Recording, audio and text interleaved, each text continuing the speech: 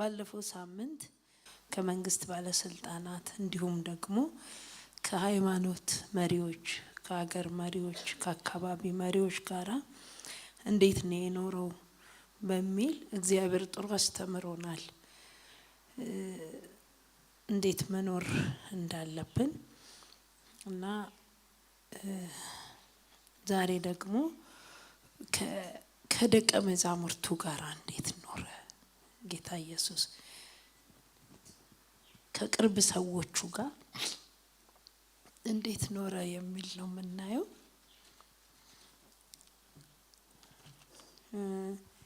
ያው እያንዳንዱ ነገር ወደ ህይወታችን እየወሰድን ነው የምንማረው።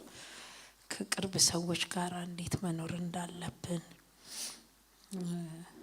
በስጋ ወራት ስንኖር እንዴት መኖር እንዳለብን መንፈሳዊ ሆነን ስንኖር ከሰው የተለየ ኑሮ አንኖርምና ግን እንዴት ነው የኖረው?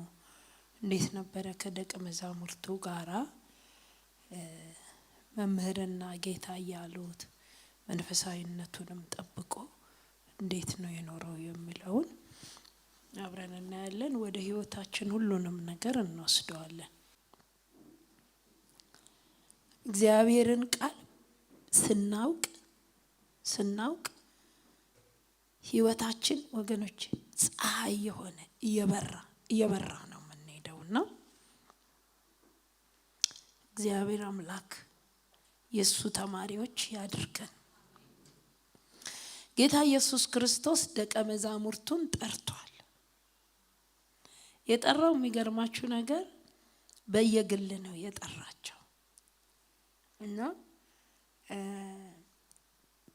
ማርቆስ 1:13 እስቲ እናነባለን።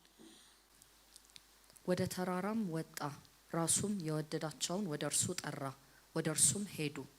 ከእርሱም ጋር እንዲኖሩና ለመስበክ እንዲልካቸው ድዌዎችንም ሊፈውሱ አጋንንትንም ሊያወጡ ስልጣን ይሆንላቸው ዘንድ 12 አደረገ።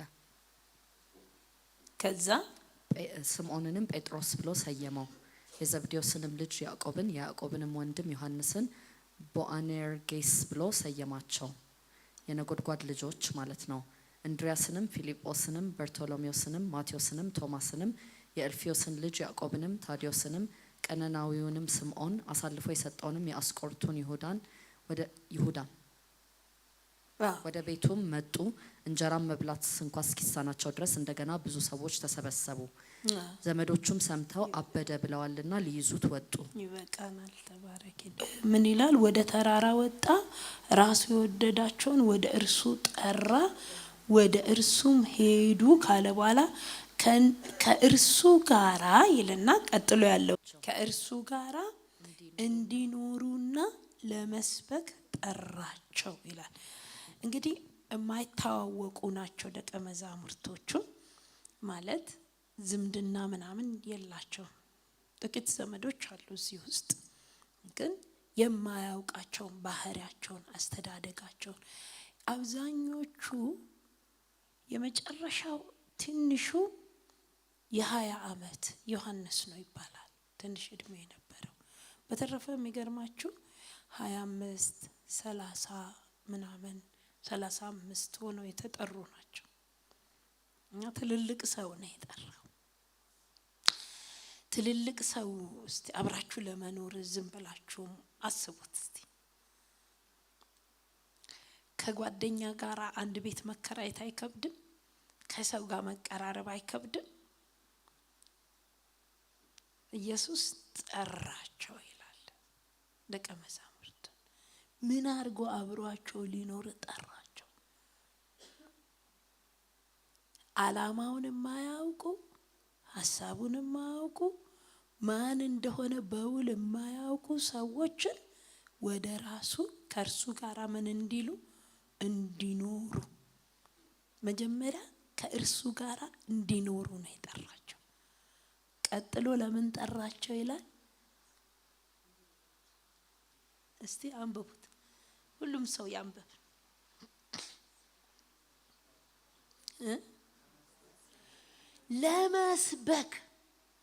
ለመስበክ እንዲልካቸው ግን መጀመሪያ ከሱ ጋራ ለመኖር ጠራቸው ይላል። በጣም አመላቸው ከአንድ ሰው ጋር መኖር ከባድ አይደለም?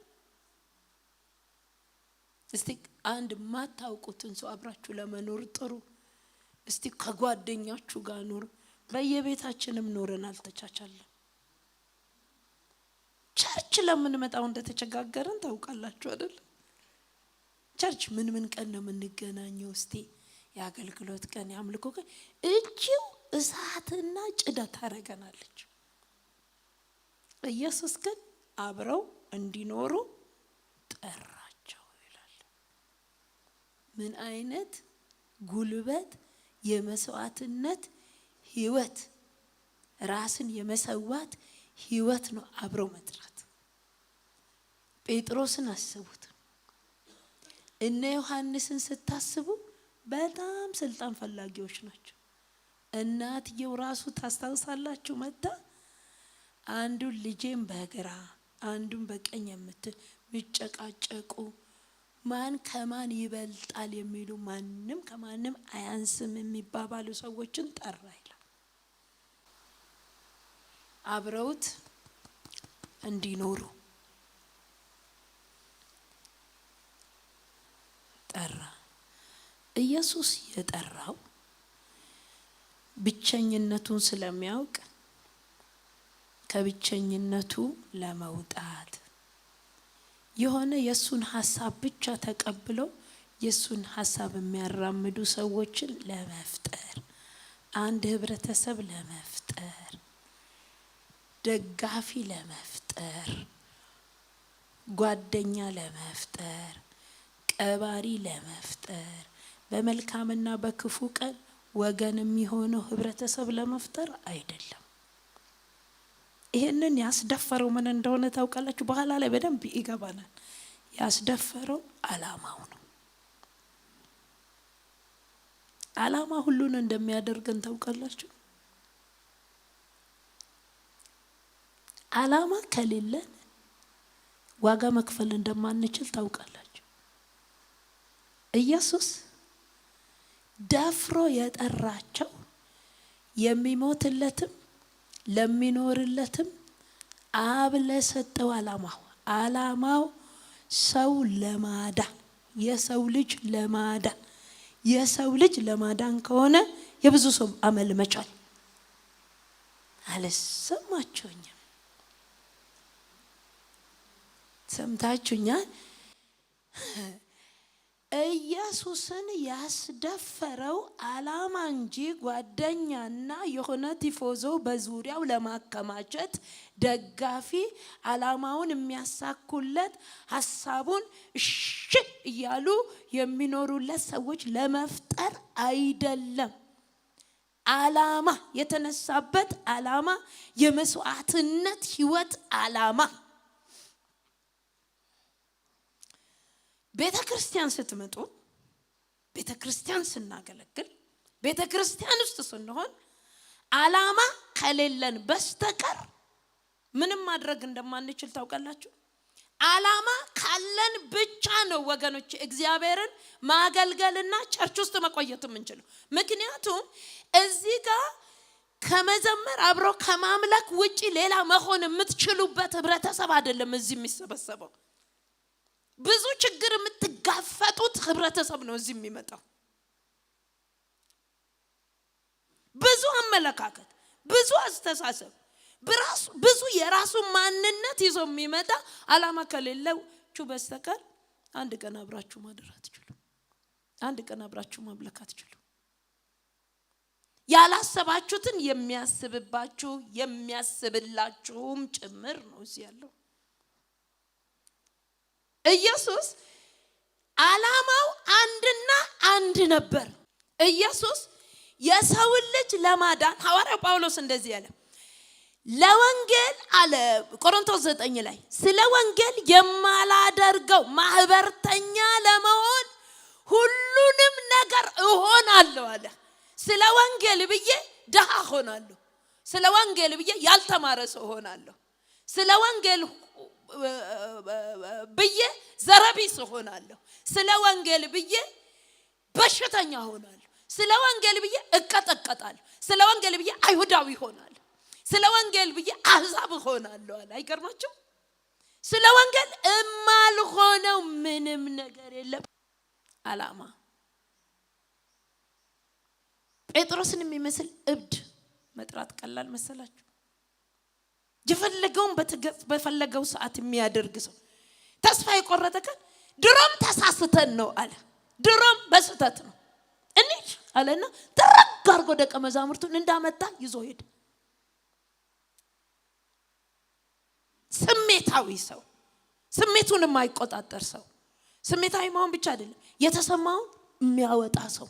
ከባድ ነው የተሰማውን የሚያወጣ ሰው በነገራችን ላይ።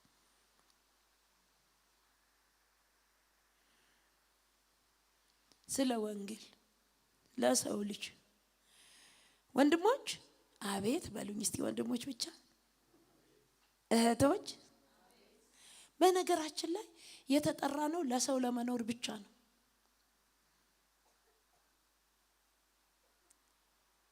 ብታምኑ ባታምኑ ለሰው ደስታ የተፈጠረን እኛ ሳይመቸን የሌላውን ሰው ህይወት ለማመቻቸት የተጠራን። ይሄንን ጥሪ መካድ ይቻላል። ይሄንን ጥሪ ከህይወት ውስጥ ማውጣት ይቻላል። በነገራችን ላይ አውጥታችሁ እረኔ ብላችሁ መኖር ትችላላችሁ። ግን ዋናውን ነገር ነው የምነግራችሁ። ዋናው የእውነት የእግዚአብሔር ዓላማ ራስን ያስከፉ ሌላውን የማስደሰት ጥሪ ነው የተጠራ ነው። ጌታ ኢየሱስ ክርስቶስ እግር አጠበና እንደዚህ አላችሁ፣ ልክ እኔ እንዳረኳት አለ። ልክ እኔ እንዳረኳት እርስ በርስ አድርጉ አላችሁ። ከባድ ነው በጣም። እነሱ ገና ማን ነው ከማን የሚበልጠው? የማን ጸጋ ነው የሚበልጠው? የማን አገልግሎት ነው? የማን ኑሮ ነው የሚበልጠው? ማን ይሁን ቅድሚያ ስልጣን የሚይዘው የሚሉ ሰዎች ጥሪውን ሲገለብጠው ጥሪው የእግር መተጣጠብ ነው አለ። ስለዚህ እነዚህን የጠራው ልላችሁ ፈልጌ ነው። ሰው የማዳን ለሌላው የመኖር ዓላማ ካለን ምንም ማድረግ እንችላለን። ኢየሱስ ክርስቶስ የኖረለት ህይወትና የሞተለት ህይወት ለሌላው መሆኑ የወንጌሉ ምስጢር ሐዋርያው ጳውሎስን ያሳበደው ምስጢር፣ እሱ ምስጢር ከገባን ምንም ቸርች ውስጥ መሆን እንችላለን። አለበለዚያ አንድ ግልምጫ ነው አስፈንጥሮ ከአገልግሎት የሚያስወጣን። ምን በወጣን?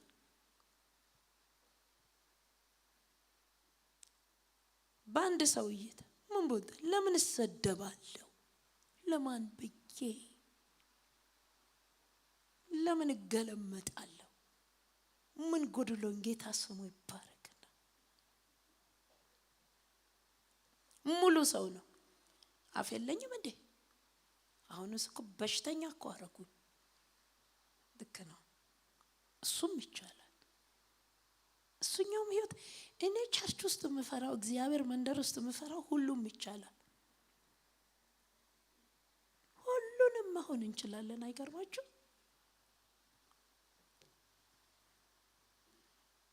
እኛ አለ ሐዋርያው ጳውሎስ እኔ ደሞዝ መቀበል ጠልቼ መሰላችሁ እንዴ? ነው ወይስ እግዚአብሔር ደሞዝ አይፈቀድም ነው?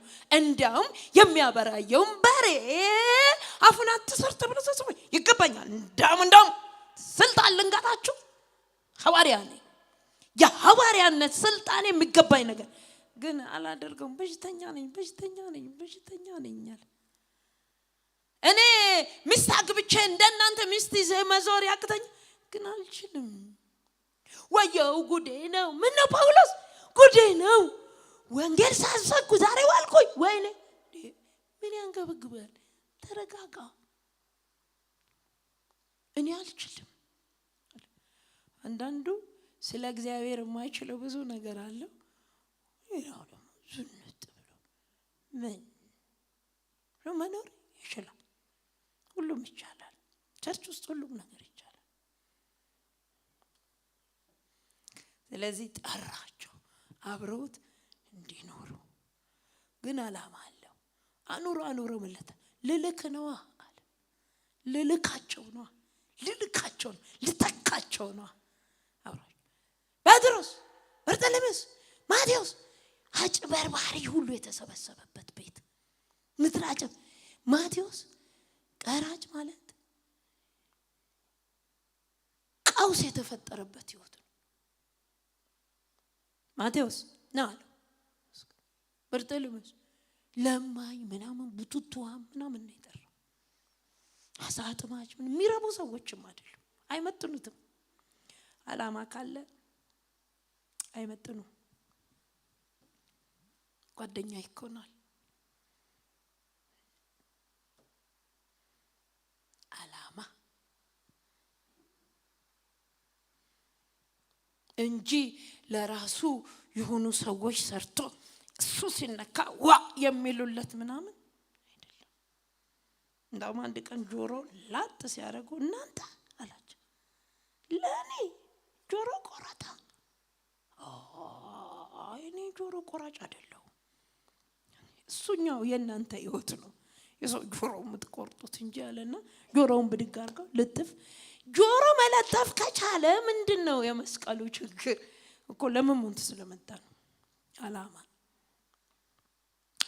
እሺ እንዴት ኖረ አብሯቸው ኢየሱስ?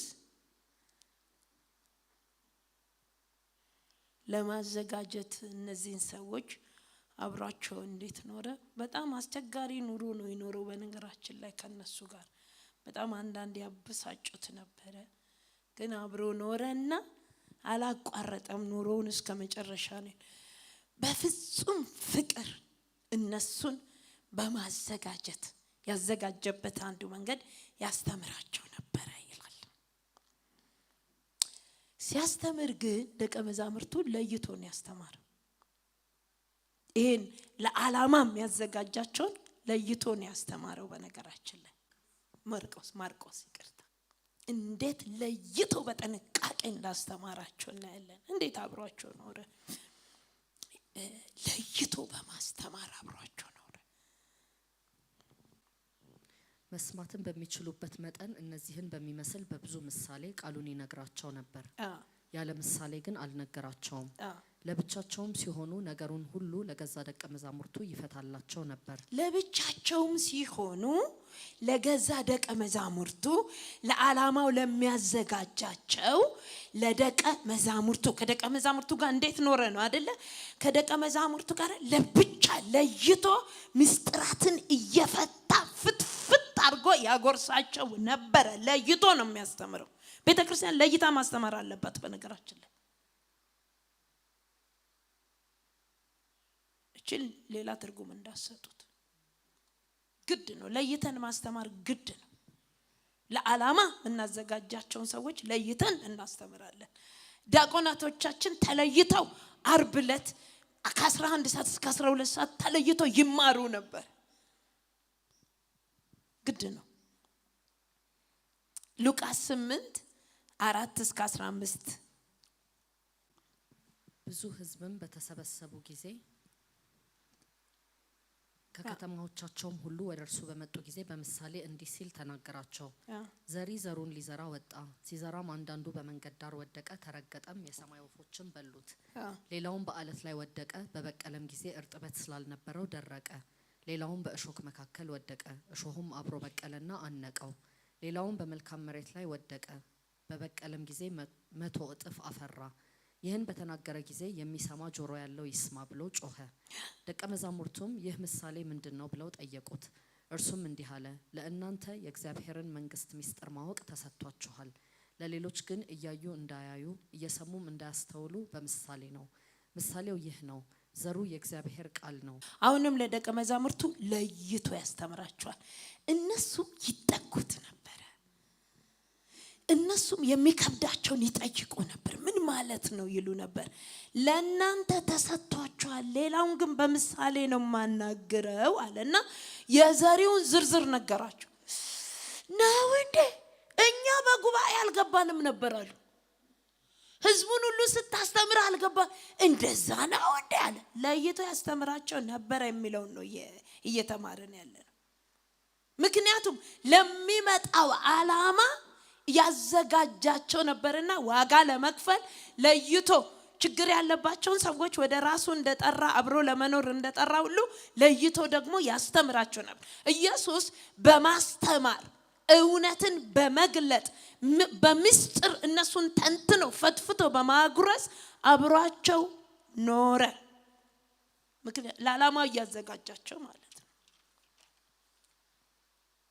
ሌላ እየገሰጸ አብሯቸው ኖረ። እየተቆጣ አብሯቸው ኖረ። በግልጽነት ችግራቸውን ፍርጥርጥርጥርጥ አድርጎ እየነገረ አብሯቸው ኖረ። ለምን? ለዓላማ እያዘጋጃቸው። ሁሉን ሰው አትገስጹም አይደል? ሁሉን ሰው ትቆጣላችሁ እንዴ? አንቆጣም። እንዳው ንዴታችንን ሁሉ ልጆቻችንና የቅርብ ሰዎችን ጋር አይደለም የምንወጣው አይደል?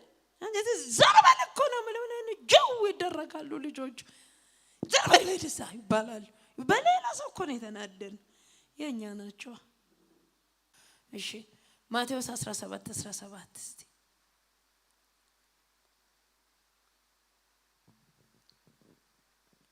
ኢየሱስም መልሶ የማታምን ጠማማ ትውልድ ሆይ ትንሽ ከፍ በይልኝ ሐሳቡ እንዲያያዝልን። ወደ ሕዝቡም ሲደርሱ አንድ ሰው ወደ እርሱ ቀረበና ተንበርክኮ ጌታ ሆይ ልጄን ማርልኝ፣ በጨረቃ እየተነሳበት ክፉኛ ይሰቃያልና ብዙ ጊዜ በእሳት ብዙ ጊዜም በውሃ ይወድቃልና ወደ ደቀ መዛሙርትህም አመጣሁት ሊፈውሱትም አቃታቸው አለው። ኢየሱስም መልሶ የማታምን ጠማማ ትውልድ ሆይ። ማን ላይ ነው ይሄ ውርጅብኝ የወረደው? ደቀ መዛሙርት ላይ። ጠማሞች። እኔ አሁን አንቺ ጠማማ አንተ ጠማማ ብላችሁ ድጋሚ ትመጣላችሁ? ለምን በወጣችሁ? ማቴዎስ 16 ከ1 ጀምሮ 21 ከዚያን ቀን ጀምሮ ኢየሱስ ወደ ኢየሩሳሌም ይሄድ ዘንድ ከሽማግሎችና ከካህናት አለቆች ከጻፎችም ብዙ መከራ ይቀበልና ይገደል ዘንድ በሶስተኛውም ቀን ይነሳ ዘንድ እንዲገባው ለደቀ መዛሙርቱ ይገልጥላቸው ጀመር። ጴጥሮስም ወደ እርሱ ወስዶ አይሁንብህ ጌታ ሆይ ይህ ከቶ አይደርስብህም ብሎ ሊገስጸው ጀመረ። እርሱ ግን ዘወር ብሎ ጴጥሮስን ወደ ኋላዬ ሂድ አንተ ሰይጣን፣ አንተ ሰይጣን፣ አንተ አጋንንት የሚጠቀምብህ አንተ ከሐሳቤ ከዓላማዬ ዞር ልታረገኝ በፍቅር የመጣ ጴጥሮስ። ፍቅርም አይገባውም ኢየሱስ፣ ለሱ ሲታሰብ አይገባውም። አንተ ሰይጣን ብሎ ነው የገሰጸው። በነገራችን አንተ ሰይጣን እባክህ ዞር በልልኝ አይደለም ያለው። አንተ ሰይጣን፣ አንተ ጠማማ ውጣ ከዚህ ቸርች። ምን በስመ አብ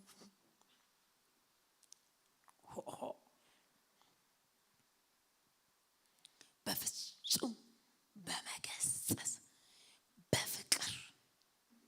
በነገራችን ላይ ፍቅር ነው ግሳጽ የሚያመጣ። የማትፈልጉትን ሰው አትገስጹትም፣ አትቆጡትም። ነፃነት ሲኖራችሁ ነው። ኢየሱስ ይሁላችሁ አንዳንዴ ሲቆርጥላችሁ። አሁን ማቴዎስ 20 ላይ ሄዳችሁ ብታዩ መተው እየሰገዱ ዮሐንስ በዚህ ያዕቆብ በዚህ የሆኑ እናትየው አለች እየሰገዱ መጡ ይላል። እያከበሩት መጡ። እኔ ገና ሲሰግዱ ያውቋል ኢየሱስ። እባክህን ጌታ ሆይ አንዱን ልጄን በግራ አንዱን በቀኝ ብላ ልመና ጀመረች ይችላል። የልጆቹ ምኞት ነው። እማዬ አንቺ ትሻያለሽ፣ ለኛ እሺ የሚለን አይመስለኝም። ጠንከር ያለ አቋም አለው። እማዬ እየሰገደች ልጆቹ ከኋላ እየፈከክ እያሉ ሲመጡ በግልጽነት እየተቆጣቸው ጠማሞች እያላቸው ሰይጣኖች እያላቸው ገሰጻቸው። ምን እንደምትጸልዩ ጸሎቱን እንኳን አታውቁ እያላቸው ኢየሱስ እንደዚህ አብሯቸው ኖረ። ሌላው የሚከብድና አስቸጋሪ ህይወት ውስጥ እያስገባቸው አብሯቸው ኖረ።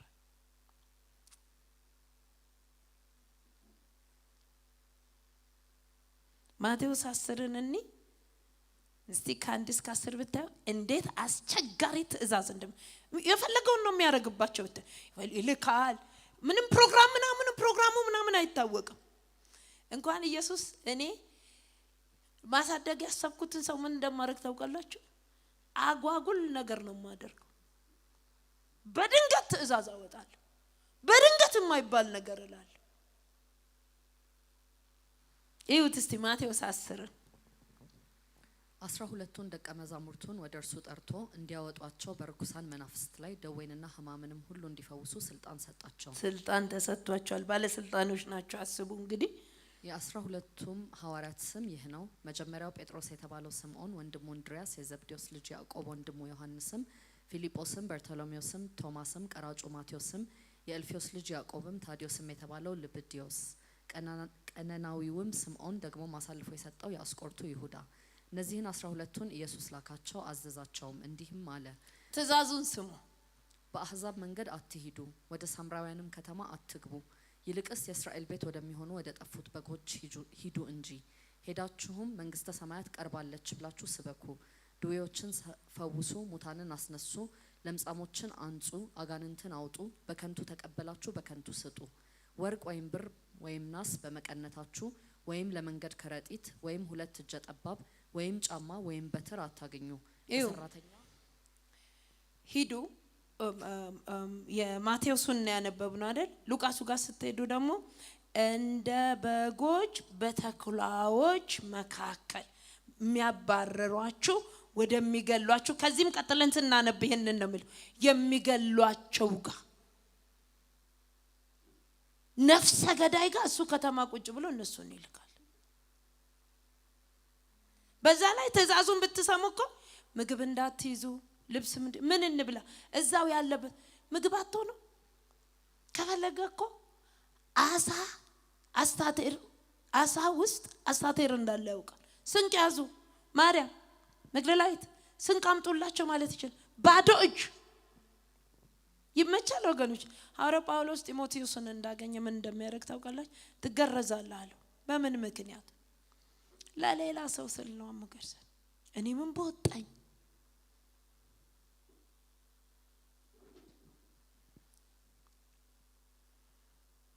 ላከ።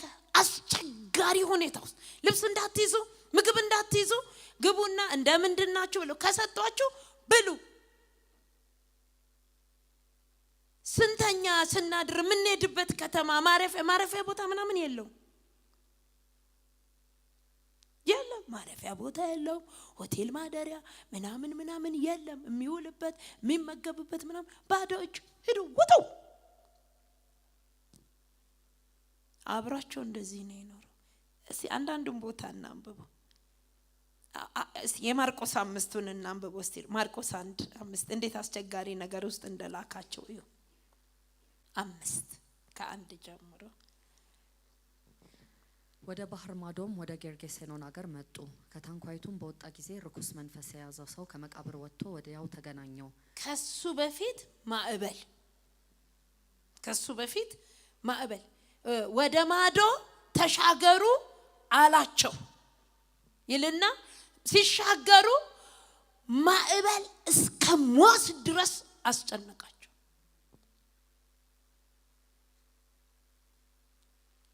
በእንግልት ውስጥ አልፈው ነው ጌርጌሶን የደረሱት ወገኖች። ታስታውሳላችሁ? ኤልያስ ኤልሳን ጠራው፣ መጎናጸፊያውን ጣለበትና አንድ ጊዜ ቤተሰቦችን ቻው ብዬ ልምጣ ሲል እኔ ምን አገባኛል? ከፈለግና ከፈለግ አትምጣ፣ ከፈለግ ተሰናበት፣ ከፈለግ አትሰናበት፣ ስላንተ ማውቀው ነገር የለም። የሚሄድ ቀንም እኮ እንደሱ እንዳለው ታውቃላችሁ። ኖሮ ንብረቱን ህይወቱን በሙሉ ሰውቶ አንድ ቀን መሄዴ ነው እንግዲህ በልቻዋል። ደሞዝ የለው ወገኖች። አሽከር ሲያደርገው እንደከረመ ታውቃላችሁ። እዩ አብሮ አኖረው። ኤልያስ ህይወቱን ሁሉ እንዲያይ አስጠናው። አወጣጡን፣ አገባቡን፣ ውሳኔውን እብደቱን ጭምር እንዳሳየው ታውቃላችሁ። ከነማጋ እንደሚቃጠል የእግዚአብሔር ስም እንዴት እንደሚያቃጥለው ከኤልዛቤል ጋር ያለውን ትንቅንቅ ሰፈር አንድ ሰፈር ቢሆኑ ኖሮ አያውቅም። ዛት ብሎ ነው የሚያየው። እናንተ ኤልሳ ሲቆጣ ጋሼ ተቆጥቷል። ግን በምንድን ነው የተቆጣው? ምንም ኤልያስ ሌላ ምንም ችግር የለበትም። የእግዚአብሔር ቅናት የሚያስቆጣው የሚያበሳጨው ጫካ ለጫካ የሚያዞረው ምንም አይደለም። የእግዚአብሔር ቅናት ነው። ያንን ሁሉ ጥጥት አርጎታል። ኤልሳ ሲወስን የመጨረሻውን ውሳኔ ዝም ብሎ የወሰነ ይመስላችኋል? አንድ መነጫነጭ እንዳልነበረው ታውቃላችሁ። የሰራኝ ስራ ምናምን የለም ወገኖች። ጓደኞቹ የነቢያት ልጆች ጉድ ሆነሃል ሲሉት ዝም በሉኝ አንድ ቃል አላወጣም። ጥሎይ ሊሄድ ነው አይደል አላለም። የቱ ጋር ያ ንብረቱን ቤቱን ቤተሰቡን ሰውቶ የተከተለውን ሰው ትቶት እብድ ነው ሰውየው። ወጣለሁ ሄዳለሁ ልቀቀኛል። ጉዳዩን ከእግዚአብሔር ጋር አድርጎ ስለነበር ወገኖች አስራት ስትሰጡ መባ ስትሰጡ እስቲ ያዋጡ ስንል ለእኛ እንዳይደለ ወቁ። ለሱ ነው የምትሰጡት ለመስቀሉ ጌታ እንጂ አንድ ቀን የከፋችሁ ቀን አስራቴን ነው የምትሉት። ስንት ነገር ቸርቿን አቅንቼ እንዳትሉ። ማንኛችንም ቸርች አቅኞች አይደለንም። በእውነት ነው የምነግራችሁ። ሁላችንም አብረን የምንሰራና የምንሰራ ገበሬዎች ነን። ለእግዚአብሔር መንግስት ሁሉም ያለው መዋጮ የሚያዋጣበት ቤት ውስጥ ነው ያለነው። በነገራችን አስራት ደግሞ ግዴታችሁ ነው። ከፈለጋችሁ መስጠቱ ከፈለጋችሁ የምትከለክሉ እንጂ ምንም አደራችሁን ጉዳያችሁን ሁሉ ከጌታ ጋር አድርጉ። ያኔ ጤና፣ ያኔ ፈውስ፣ ያኔ ሰላም፣ ያኔ እግዚአብሔር ዋጋ ይከፍላል። በመሰረተ ሐሳብ ደጋግሜ እንደምለው እግዚአብሔርን ዋጋ አንጠይቅም። የዳንበት መዳን ብቻውን እንደ እብድም ራቁት ልብስ የሚያስጥል መዳን እኔና እናንተ ጋር የደረሰው ይሄ ታላቅ ፍቅር ከፍለነው በብር አይደለም፣ ከፍለነው በብዙ መስዋዕትነት ማንተካው ማይደራረስ ሚዛን ላይ ማይወጣ ነው። የፈለግናውን በእግዚአብሔር ፊት ብናደርግ አንዳንድ ጊዜ ሰው ሞኝ ነው። ጸሎት መምጣቱንም ፕሮግራም መምጣት በታማኝነት በእውነት ነው የምላችሁ። ሰዓት አርፍጄ እንኳን አላውቅም። ይሄ ሁሉ አልታየልኝም። አረ እኔ አላይ በግሌ አላይ ባቢያ ይሆናል። እግዚአብሔር ምስክሬን እኔ አላየላችሁ። ሁሉም ሰው ቀጥ ብሎ የሚኖርበት ቤት ነው። ቀጥ ብለን የምንሰራበት ለራሳችን ጥቅም፣ ለራሴ ጥቅም ነው። ለቸርች ጥቅም አስባችሁ ከሆነ ምንም ጌታ ይባርካችሁ። እና እንዲህ ግራ የሚያጋባ ጥሪ ወዲህ አንድ ቀን ብድግልና ወደ ማዶ ተሻገሩ። መጣው እሺ ምናምን ብሎ ጥሏቸው ላጥ የት ነው የቆየኸው? ምን አገባችሁ ይላችኋል። እናንተ ምን አገባችሁ? በልታል እንዴ? በልቻለሁ። ማን ያመጣል? አገባችሁ? የአባቴን ፈቃድ በልቼ ነው ደስ ያለኝ። ምን ሌላ ጓደኛ ያለኝ መሰላችሁ እንዴ? ሌላ ቤተሰብ ያለኝ በቃ ምንም። አንድ ቀን ደግሞ ብድግ ብሎ ዮሐንስ 13 ላይ እግራቸውን ማጠብ ጀመረ። በስማም ዛሬ ደግሞ ምንድነው? አረ እባክህ ጴጥሮስ ተው ምትል ከሆነ ማቆም ከሆነ እኔ እናንተ እንለያያለን። እንደሱ ከሆነ ገላዬን በሙሉ ልብስ ላውልቅና ጠብ ዘብረቅረቅረቅረቅ ዘባሪቆች አይ እግር ነው የምታጠበው። ተረጋጋ እስቲ። በነገራችን ላይ አሁን እኔ እስኪ ተረጋጊ ብላችሁ በስማም 1-2 ወር ታኮርፉኛላችሁ። እስኪ ተረጋጊ ብላችሁ እኔ ነኝ ማልረጋጋው። እኔ እኮ ለጌታ ብዬ እንጂ ያልተረጋ እቺ እንኳን እንዴት እንደምሰበር አርገውኛል። አንዳንዴ ለመሰበር ነው ቸርች የምንመጣ። ስብንክትክቴን አውጥቶ አንሰበር። ብዙ የተሰባበረ ሰው እዚህ መጥቶ አይሰባበርም። ታውቃላችሁ አይደል? በእውነት ሰበርበር ካለን ምንም። አሁን እጅግራችንን እዩት እስቲ። መተጣጠፊያው ብዛቱ ብታዩ ትጥፍጥፍ አንዳንድ ጊዜ እጥፍ ብለን ነው የምናመልጠው። እንትኑ ድመቶች ታለች ትፍትፍትፍትፍ ሲሉ ትፍትፍ እንላለን። አንዳንዴ ደግሞ አንበሳ እንሆናለን። አቤት ብለን ነብር ደግሞ እንሆናለን ጽድቅ ላይ። ከዛ በኋላ ደግሞ እሺ እንደዚህ ነበር ጌታ ኢየሱስ አብራቸው ይኖር። ይሄን ብቻ አይደለም፣ የመጨረሻ ሲደክሙ ደግሞ ብርታታቸው ሆኖ አብራቸው ኖረ። ኃይላቸው ሆነ። ስህተታቸውን በሙሉ ሽፍን አድርጎ ድብቅ አድርጎ እንደዛው የሚመታቸውን ያህል ደግሞ ፍቅሩ ከፍተኛ ነው። አንድ ቀን በማቴዎስ 14:28 ላይ ጴጥሮስ እኔንም ጥራኝ ኢየሱስ አለው ና። ከዛ በኋላ ይሄ ቃልቃላ ይላሉ ጓደኞቹ ወዛው። አሁን በውሃ ላይ ሊራመድ ነው። በጣም የሚገርማችሁ ነገር እግዚአብሔር አምላክ እዚህ ጭንቅላታችን ጋር ቢፈውስ ማትቀበሉት ሰው እንደሌለ ታውቃላችሁ። እኔ አንዳንድ ጊዜ ሰዎች የሚሉኝ ነገር ሰው ሁሉ መልካም አይደለም ወገኖቼ። እግዚአብሔር የውስጥ የልቦና አይን ካበራላችሁ የእያንዳንዱ ባህሪ ውስጥ በጣም የሚገርም ማንነት አለ። ምንድነው እኛን የሆነው መሰላችሁ? ይሄ አዳምና ሔዋን ያጠፉ ጊዜ ምንም መልካም ነገር ነው የእግዚአብሔርም የሰውም የእርስ በርስም የጠፋባቸው አይኖቻችን በመንፈስ ተከፍተው ጣስን ጸልይ እንደነበረው እግዚአብሔር ሰውን በሚያይበት አይን ስለማናይ ነው ኔጌቲቭ ነገሩን የምንለቃቀሙ እንጂ እኮ ወገኖቼ ብዙ እኮ የሚበረታው ፖዚቲቭ ነገሩ ነው እኮ በሰው ህይወት የሚበረታው። በእውነት ሰው ይጠቅማችኋል ወገኖቼ። ሰው በየትኛውም ጊዜ እንደሚጠቅማችሁ ታውቃላችሁ። ማንኛውም ክፉ የሚጠላችሁ ሰው ቢሆን እንኳን አንድ ቀን ይጠቅማችኋል። መልካም ነገር መቁጠር። ጴጥሮስ ጥራኛለሁ ና አለው። መጣና ደግሞ መስመጥ ወዮ ሲል እጁን ያዘ። በህይወቱ ዘመን ሁሉ ዮሐንስ 21 ላይ ከ15 እስከ 19 ብትመለከቱ ከትንሳኤ በኋላ ክዶታል ጴጥሮስ። ቀጥ ብሎ እነሱ ጋር ነው ሄደው የዮና ልጅ ስምዖን ትወደኛለህ? በዛ ድካምህ አልተውህም አለ። ዛሬም እወድሃለሁ አለ። ፍጹም ፍቅር ይገስጻል። ፍጹም ፍቅር ድካምን ይሸፍናል። ፍጹም ፍቅር የሰውን ገበና ይሸፍናል። ስንማር ነበር ፓስተር ግሩሜ አንዱ ኖድ ሲያስተምር ነበር ወገኖች።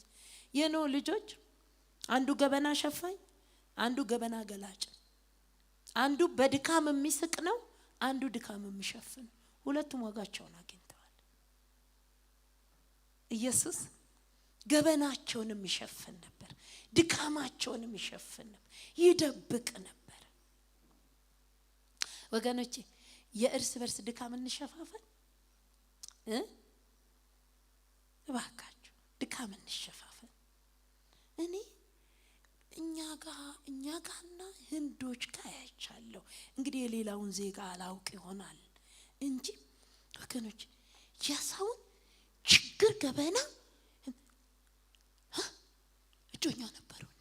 ተዋት እንደ በምን ምክንያት ኧረ እባክሽ እናቱ ምን ነበር የምትሰራው? የት ነበር ወንድሞቼና አትድከሙ እህቶቼ ወንድሞቼ። ያደክማል የሰው ነገር። ድካምም ከሆነ ግድ መስማት ካለባችሁ ስሙና ጸልዩ። በቃ ከዛ እረፍት ነው። በጤና ነው የምትኖሩት። ባይገርማችሁ እኛ የሚመስሉ አንዳንድ ጊዜ ወገኖች የሰው ችግር ማየት ደስታ፣ ምግብ፣ ውሃ በኢየሱስ ክርስቶስ ክቡር ስም አንዳንድ ሰው ህይወቱ እንደሆነ ታውቃላችሁ ወገኖች። የሰውን ችግር ፈልፍሎ ማግኘት ምንድነው? ቅናት ነው የሚባለው? ጥላቻ ነው የሚባለው? ምንድነው? የሌላን ሰው ህይወት መኖር ነው የሚባለው? ምንድነው? የሌላ ሰው ውድቀት ምን ያረግልናል? የሌላ ሰው ድካም ምን ያረግልናል? ሌላው በኃጢአት ቢወድቅ ብንሸፍንለት ድካሙን ምን አለበት? ለምን ነገር እንፈልጋለን ወገኖች? የሰላም ቤት ውስጥ መተን የሰላም ቤት እኮ ነው የሰላም መንግስት። እኔ የምላችሁ እግዚአብሔር የኔን ድካም ባሸፍን ኖሮ እናንተ እንዲህ ላታዩኝ እንደምትችሉ ነው መነግራችሁ። የእናንተን ድካም ባሸፍን እኔ እናንተን አላይም ነበር። እግዚአብሔር ሸፋኝ ነው፣ ድካም ደባቂ ነው።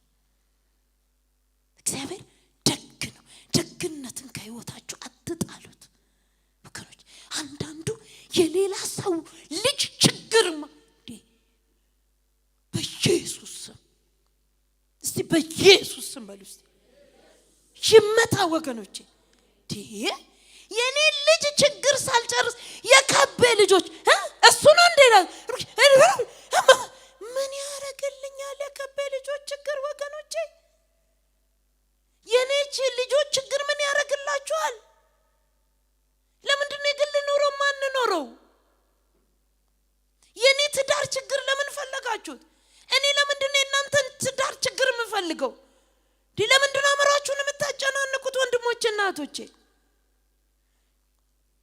ሐዋርያው የተሰሎንቄ ሰዎች ወረኛ ሆነው ነበር።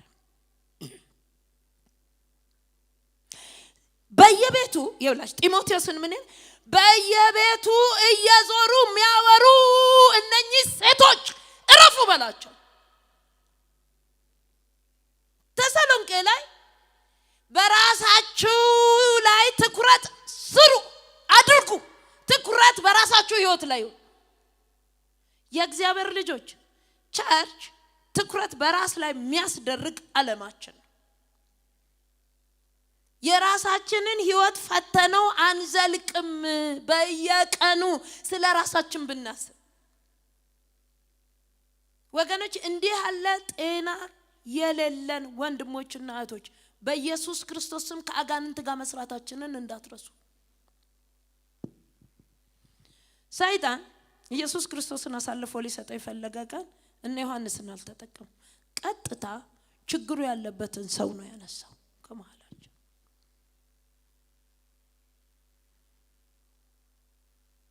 እስኪ የሰዎችን ድካሞች ችላ በሉ እስቲ፣ በሰላም ኑሩ። ሃሌሉያ! እንዴት ሰላም እንደምሰጥ ብርክክ ስትሉ ሰማዩ ክፍት፣ እግዚአብሔር ምስክሬ ነው። ሰማዩ ክፍት፣ በቃ ብርክክ ስትሉ በሰላም ነው የምትኖሩት። ደስታ ይፈልቃል ከውስጣችሁ ደስታ። እንደኛ ደግሞ የሰውን ሁሉ ችግር የምትሰሙ እንደኛ ያም ቦታ ሲሰጣችሁ ደግሞ የሚደረገው ምንድነው? ድካም መሸፈን፣ ወንድምን ማቅናት፣ ማንሳት፣ ጉዞ ሲከብደው ና አይዞህ ማለት ማንሳት፣ የሌላውን ሐዘን የሌላውን ጓዳ መደበቅ። ሁሉ ጊዜ የሰውን ምስጢር የሚደብቁ ሰዎች እግዚአብሔር ምስጢራቸውን ይደብቅላቸዋል። እግዚአብሔር ይክሳቸዋል። እግዚአብሔር ሞገሳም ያደርጋቸዋል። እንጸልይ።